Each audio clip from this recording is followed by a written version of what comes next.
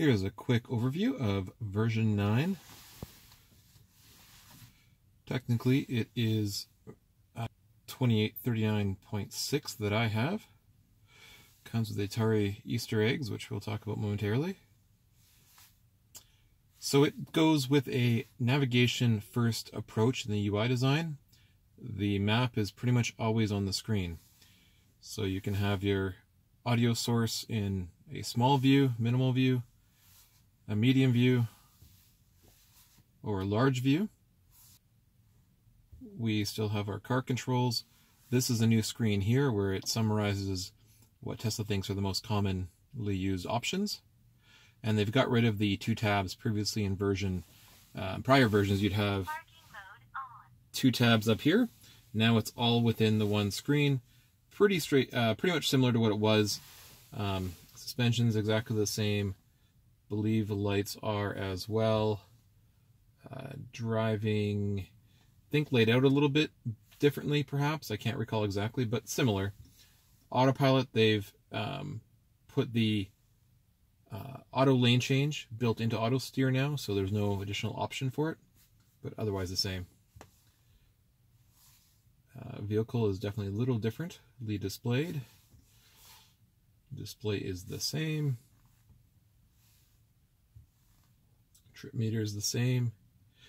Tip, if you haven't already done this, especially if you're getting a new Tesla, go to your trip meter and change your trip B, is I think what it defaults to. Consider changing it to something like lifetime, and then never reset that. And that will give you your lifetime average energy and total energy used. Just a small little tip, and you can rename them just by clicking on them and typing what name you want.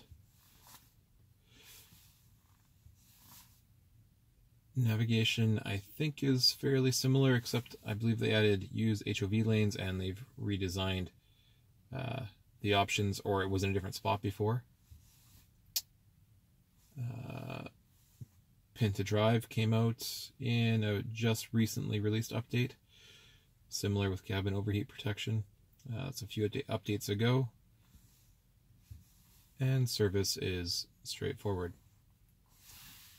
So that's your settings screen.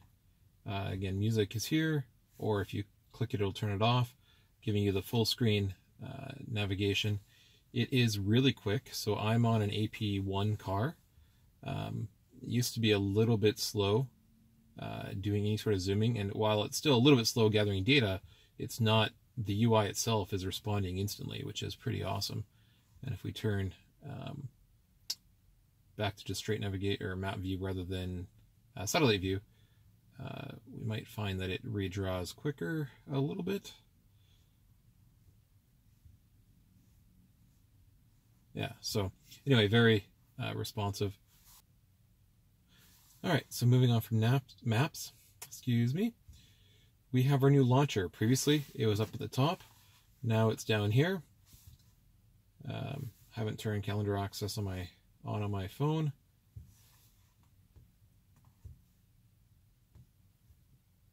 So energy usage is the same as it was.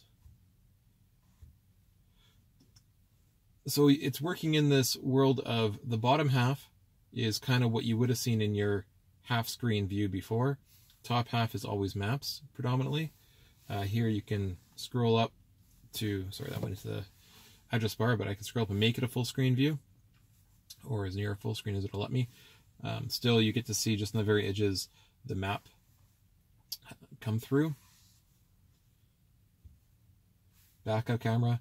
The one annoying thing, you can drive with the backup camera on, but you can't get it to the top of the screen. And I used to like having it up here, so it was right in the line of sight, or just off the line of sight of view while you're driving. You could see if cars are doing anything kind of strange.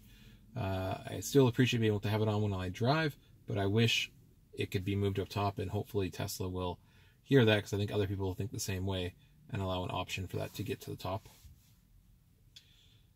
Love the new icon for the phone menu. They went the old school, really old school telephone. And charge screen looks pretty similar to what it was before. Your menus at the top don't particularly change, I don't believe. Back to our charge screen. Home link. Various profiles. So one thing that is the most interesting, just from a UI perspective or features that you have in the car, is the Atari games. So I'm going to adjust the screen and we will talk about this. Now with the games, you can play it on the screen. Probably going to crash here because I was late to it.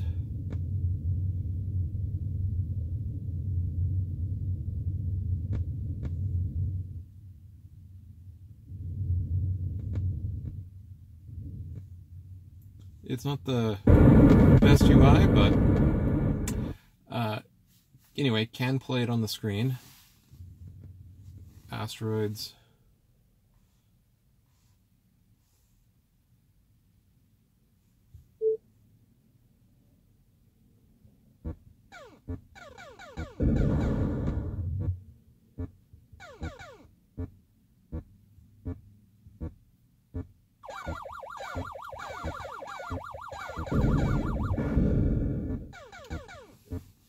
Switch to missile command.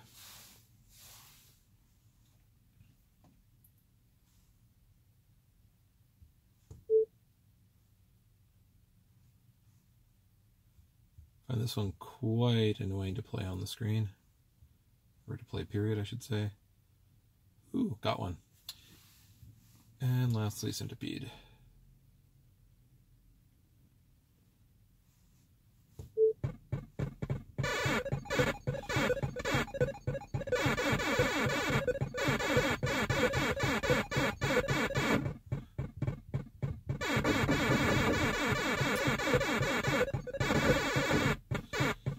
So one thing I haven't seen people talk about is that there is a full screen button up here.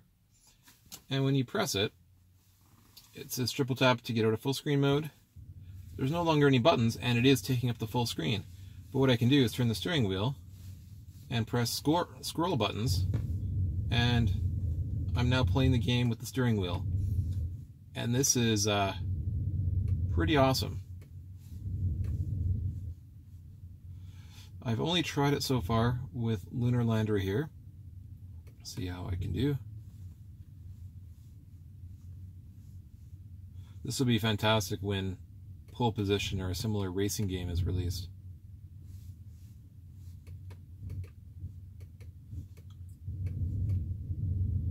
Ooh, coming in hot. Not the most subtle of controls. And I did not make it. So triple tap. Get out. I have not tried these other games in full screen mode. So let's see what happens. So I can turn, I can shoot, and I can thrust, so that's fine. Although, on the screen you can hold the button down and it will shoot. Here, it only shoots the one time. So definitely not ideal. Let's try one more time here. Trying the other buttons. Oh, so track skip is one of the buttons in the game.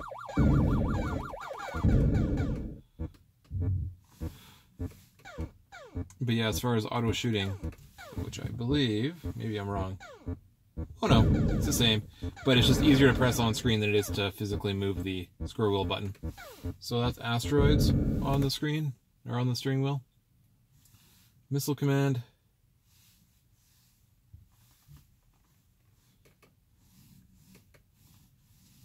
Really don't think this would work. You can shoot, but you can't move on the screen, so that's no fun.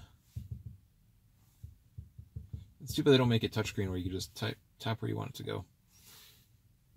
And centipede. This should work on the full screen. Steering wheel controls. Yeah. Oh. Okay, you can use the scroll wheel to go up and down to move. That's interesting. but awfully hard. So let's go back to missile command here.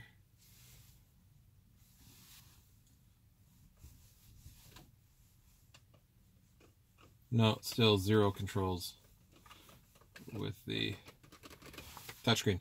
But yeah, or with the steering wheel. That is playing Atari games in the Tesla at near full screen with your steering wheel. Again, when driving games come out, this is going to be pretty awesome. Until then, it's amusing.